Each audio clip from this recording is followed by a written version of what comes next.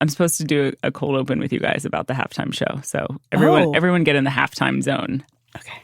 So Kendrick Lamar, obviously, performing the halftime show with SZA. Kilgore, do you have a dream halftime show who's not Jason Isbell?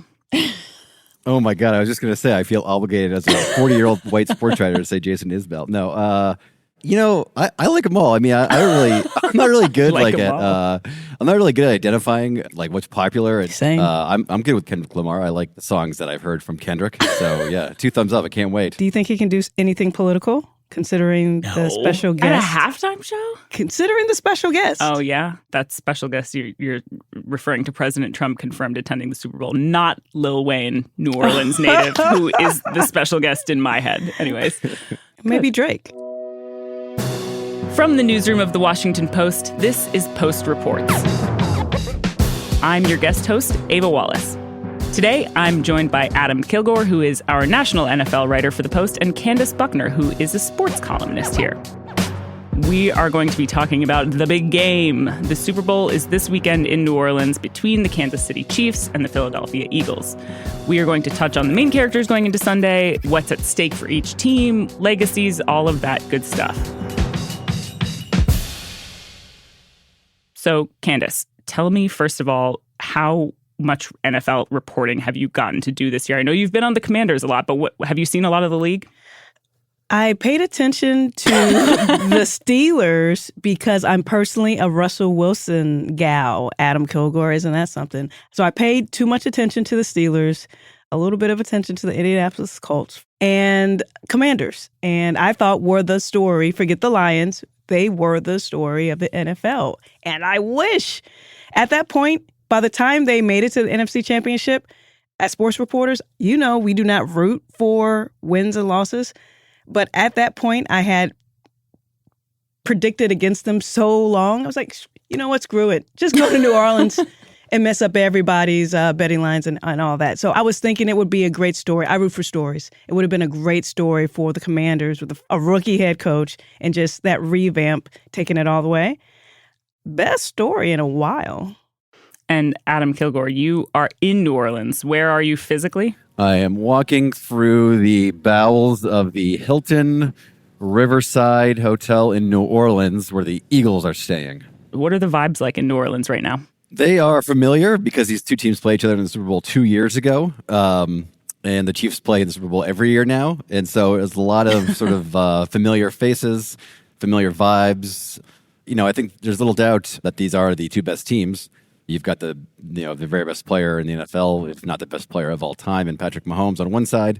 And I think the Eagles proved themselves over the last 2 months or so of the season that they've got the best top to bottom roster in the NFL. And that's familiar as well. I mean, I think you could say in all of the Chiefs Super Bowls, they've kind of had a slight talent disadvantage overall, but they've got the best player and they've got the best coaching and they always find a way to just win. And so I think that is sort of how the table is set for Sunday night. So before we get more into the game this weekend, I do want to talk a little bit about how these two teams got here. Eagles started off the season with a pretty lethargic offense, aside from their superstar running back, Saquon Barkley. Things weren't going well. Coach Nick Sirianni, who is quite a character, kind of loses them a really big game with some mismanagement against the Falcons. But kind of since that early game, they've been one of the best teams in the NFL. And Candace, you covered the NFC Championship game. What did you see from that Eagles team that caught your eye? I know you were focused on the Commanders, but how were they? It's Saquon. His first touch goes for a long touchdown. It's like, wow, as soon as if he can get to the edge, he's gone. Because no one, especially the Commanders' hapless secondary, could catch him with all the wrong angles that he makes defenders take. And he's just so fast to be that stout and that big, that athletic. And Kilgore, give me just like a very brief history of how Saquon Barkley arrived with the Eagles and the whole phenomenon surrounding him. The Giants were bozos and let him walk out the door. I mean, it's good answer. Well, no, basically, yeah. So they had franchise tagged him last offseason, or I guess now, 2 offseasons ago. What does that mean, franchise tag? Every team has the option to give the franchise tag to one player. The franchise tag is basically like a 1-year contract the player is has to sign if they want to, it sort of like takes free agency away from them for one season, and they get a prescribed salary, that's based on the average of their position. And it's like at the like top echelon of what they're paid. So, every year, like the numbers come out for every position. But if you give a player a second consecutive franchise tag, you multiply the salary they're getting by quite a bit. So the Giants decided that they didn't want to give Saquon Barkley a long-term contract so they could upgrade their offensive line. They ended up signing a mediocre guard and watched one of the best, most exciting players in their franchise history go to a divisional rival and lead them to the Super Bowl. So it did not work out for the Giants, but it was working out great for the Eagles. And on the other side, the Chiefs took down Josh Allen and the Buffalo Bills in the AFC Championship game. And you wrote a little bit about that. I really like the way you phrased it, Kilgore, is they're sustaining the unsustainable. So Chiefs has 17 straight games by a single score they've won. How have they been winning this season? How'd they get to the Super Bowl? That's correct. 17 consecutive victories in games decided by one score, which seems like it would be improbable to the point of being mathematically like impossible. But here we are. And it's because they have Patrick Mahomes and they have incredible coaching, both head coach Andy Reid and especially defensive coordinator Steve Spagnuolo. Spags. Who's Spags, yes. And Spags we trust is what the Chiefs all say. Like it is, one thing being around the Chiefs for a little bit, it is insane how much they love Steve Spagnuolo. There's been multiple defensive players openly saying that Spagnuolo is more important than Andy Reid. Wow. And kind of half joking but not joking. Like they just love Steve Spagnuolo. It's not even a shade against Andy Reid at all. St. Louis Rams, great Steve. Yeah, he was an awful head coach, at least by record. But he was, he's just a genius. He's really, and why he not only is a great defensive coordinator, but one particularly suited to winning close games is he's kind of a genius. And he will run multiple calls during a game where it's okay, they line up a certain way, and then they shift a certain way, and then they do X, Y, Z at the snap. And then they'll do that 3 or 4 times. So the offense sort of lulled in this idea okay, they're doing this. That means when the ball is snapped, they're going to blitz this guy, or they're going to drop this linebacker into coverage. And then at the exact right moment, when the game is in the balance, they'll do all the pre-snap stuff, and then boom, it's like a cornerback from the other side comes. The pivotal play against the Bills, it was 4th and 5. Late in the game, they had to go for a first down, and the Chiefs, Spagnuolo calls up a play where not only did the Bills not shift their offensive line protection to pick up a blitzing cornerback, they shifted the other way. Wow. Because they thought that they were doing something completely different, and because they'd done that so often throughout the game. And so he's sort of really laying down all these hints for an offense, and then at the end of the game when it matters most, he uses all of his hints against the offense in a very diabolical and fascinating way. Okay, so this is the man, along with head coach Andy Reid, along with Patrick Mahomes, perhaps the best quarterback to ever do it, along with Travis Kelce, you may have heard of him. The Chiefs are looking for their 3rd Super Bowl title in a row, which has never been done. Candace, what do you think a three-peat would mean for how do you think this affects their legacy? I come from a basketball foundation. And so being a kid of the 90s and what the Bulls did with their three-peats, they pretty much came to define not only an era, but just the standard of excellence. So the Kansas City Chiefs, that small little town across the way from St. Louis, Missouri, can become the standard for 21st century NFL. And since I'm not covering the game, yes, I am rooting against that. You're rooting against that. Okay, so that's your second St. Louis mention. I gotta squeeze you get in. 3, and then you're out, and then we kick you out of the booth. This is now a Battlehawks podcast. I'm glad you mentioned the Bulls though, because I kind of think of this Chiefs team the way I think about the Chicago Bulls, not just as the athletic standard, but as the standard for cultural relevance. That Bulls team and Michael Jordan influenced pop culture in a way that not many sports teams can do. The Chiefs, I feel are the team that's most relevant since those Jordan Bulls in terms of the Travis Kelce, Taylor Swift of it all. They go into politics with earlier this season, there was a whole thing with Patrick Mahomes' wife, Brittany, who had some social media activity that she was liking some pro-MAGA posts. President Trump then called her a supporter. That was a whole thing. It dipped into politics. Harrison Butker, the kicker, of course, had that famous speech at a college commencement, I believe it was, where he's talking about gender politics and roles and everything like that. People just talk about the Chiefs in a I mean, like my friends' moms who have never watched a football game in their life, don't have any interest, are Chiefs fans because like they just know about them and they want to watch them and turn on the TV and see them. Like, Kilgore, how can they get any bigger, basically? Does a third title affect that kind of level of relevance in any way? Yeah, I mean, it really is like the Chiefs and then the rest of the NFL, or really the Chiefs and like the rest of sports almost, because the NFL is such a Goliath. You know, I mean, what's interesting about what their legacy is, it's like it's hard to even say because they won't be done. Like they'll still be building on it even if they do complete this unprecedented three-peat. You know, they're going to be they'll be the favorite to win again next year probably, or among the favorites certainly, as long as Mahomes is there. You know, it's a real feather in their cap because it's something the Patriots never did, and that's kind of I think the standard that they really have to measure themselves against. It is amazing how elegantly the baton was passed between that Patriots dynasty and the Chiefs. I mean, in 2018, but Mahomes' first year as a starting quarterback, the Patriots and Chiefs played into overtime, and Tom Brady beat Mahomes, and then he won the Super Bowl. And then since then, Mahomes has played in the Super Bowl every year, but two. One thing that's tough for Mahomes as far as legacy goes, it's like even if he wins 7 Super Bowls and matches Brady still kind of has a tiebreaker because he actually beat Mahomes twice. It'd be like if Michael Jordan had beaten LeBron James in the finals. But, I think the three-peat sort of is a way to chip away at Brady and the Patriots if you're comparing them because, again, that's the one thing that they never did. And Tom Brady, of course, will be calling the Super Bowl for Fox, which is interesting. How about that? So do you know off the top of your head, I know it's Tom Brady. Who is the other quarterback who's defeated Mahomes in the postseason? Do you know off the top of your head? Joe Burrow. Joe Burrow. Oh, cool Joe, of course. Another thing that they might inherit from the Patriots is, they already have inherited, but the nickname, the Evil Empire. The Chiefs are the new Evil Empire. So with success always kind of comes backlash. But you kind of spoke to that a little bit, Candace, like outside of Chiefs Kingdom, which is the name of the fan base, and all good fan bases do have a name.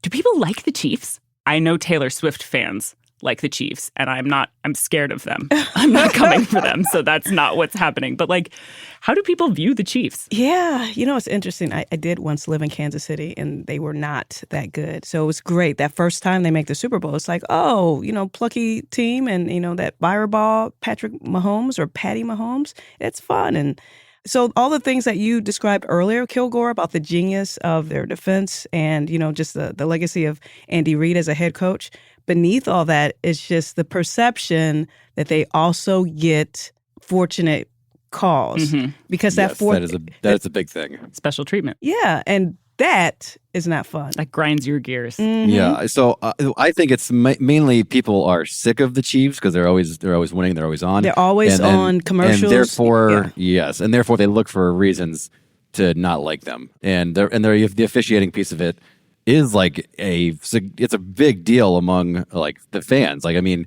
like Travis Kelce was really bristling at like, why do you in the media keep bringing this thing up about the refs and us? And because it's a thing, Travis. It is a thing. It's not the media's not bringing it up. It's everyone watching these games, which is the entire American population basically. And look, when you're the better team, you get the calls because you put your opponent in a position where they have to make fouls. It's basketball or football or any sport. So I think that plays into it. And, I would say like the idea that the NFL is rigging or is any favor toward the Chiefs is patently idiotic. If they were going to rig the NFL, it would not be for Kansas City. No offense to Kansas City. Great. I have very few feelings about the Chiefs, but I need State Farm to turn over the commercials. I cannot hear Andy Reid saying Bundle Rooski. Bundle Rooski. Yeah. Bundle Rooski. Bundle Rooski. Bundle Rooski. It's like haunting me in my dreams. Yeah, one of them is like really weird. Yeah. I don't like it. It's uncomfortable. Okay, on that note, after the break, we're going to talk about the team on the other side of the ball, which is the Philadelphia Eagles, and we're going to make some predictions.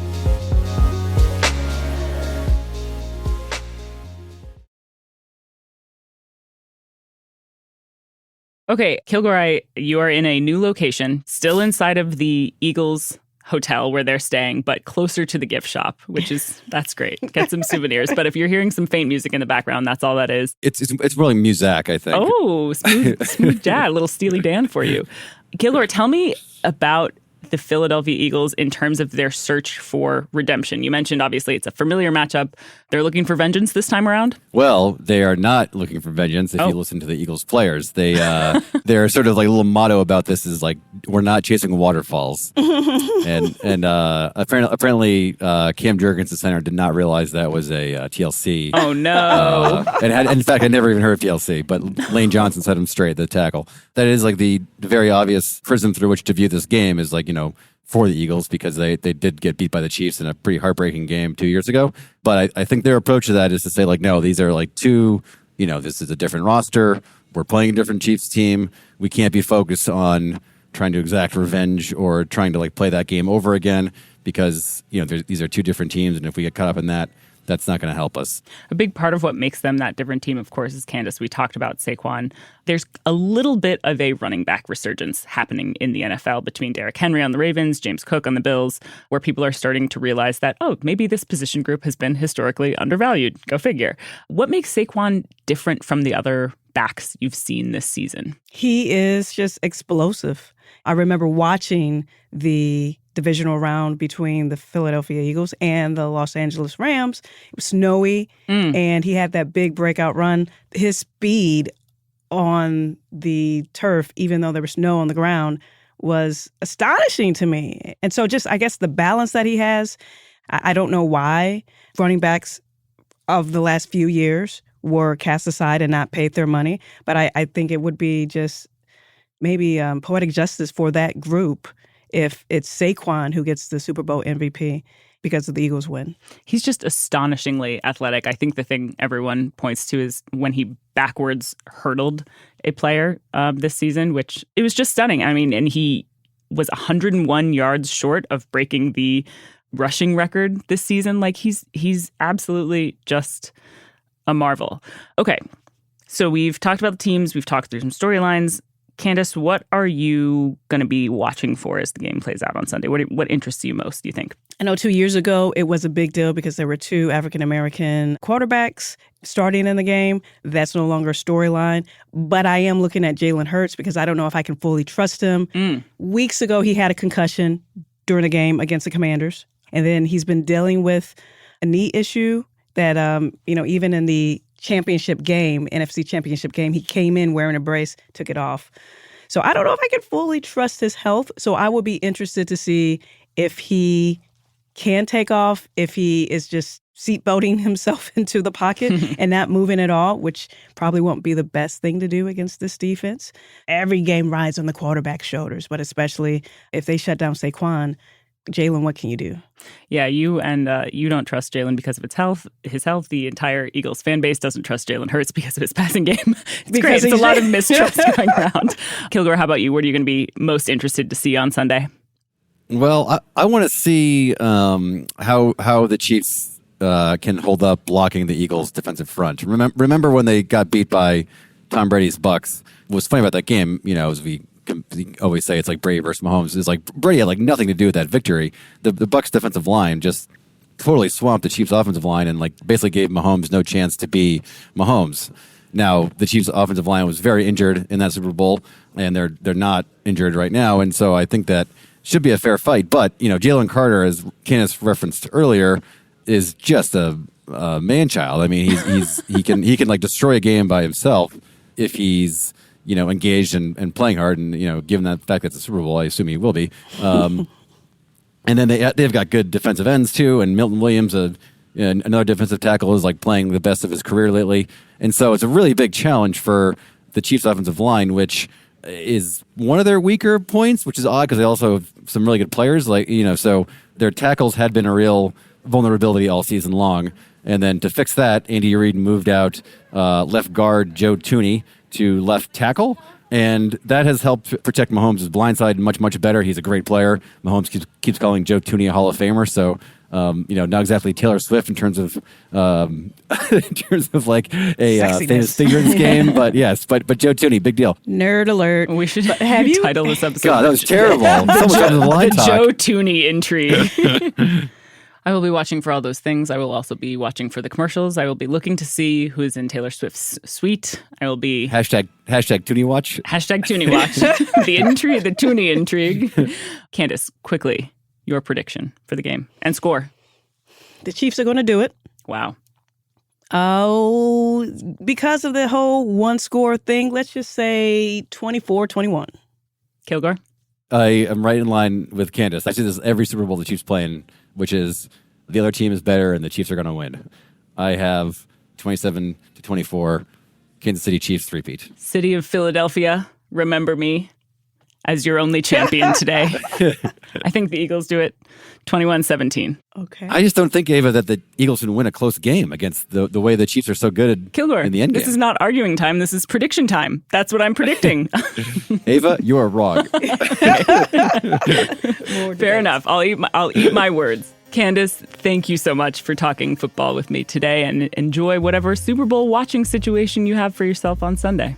I will. And I can guarantee you on Monday, the top 10 cities who watch the Super Bowl, St. Louis will be in it. Okay. That's my third reference. That's your third reference. Let's go, St. Louis. Kilgore, thank you so much for taking time out of your busy assignment to chat Super Bowl with us. I appreciate it. Loved it. Thanks, guys.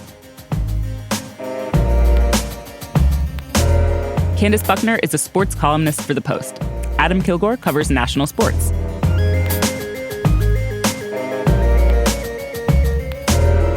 That's it for Post Reports. Thanks for listening. Today's show was produced and mixed by Ted Muldoon with help from Lucas Trevor. It was edited by Maggie Penman and Dan Steinberg. Our team also includes Rena Flores, Lucy Perkins, Alana Gordon, Ariel Plotnick, Bishop Sand, Rennie Svirnovsky, Sabby Robinson, Emma Talkoff, Sean Carter, Peter Bresnan, Laura Benshoff, Allison Michaels, and Renita Jablonski. I'm Ava Wallace. We'll be back Monday with more stories from the Washington Post.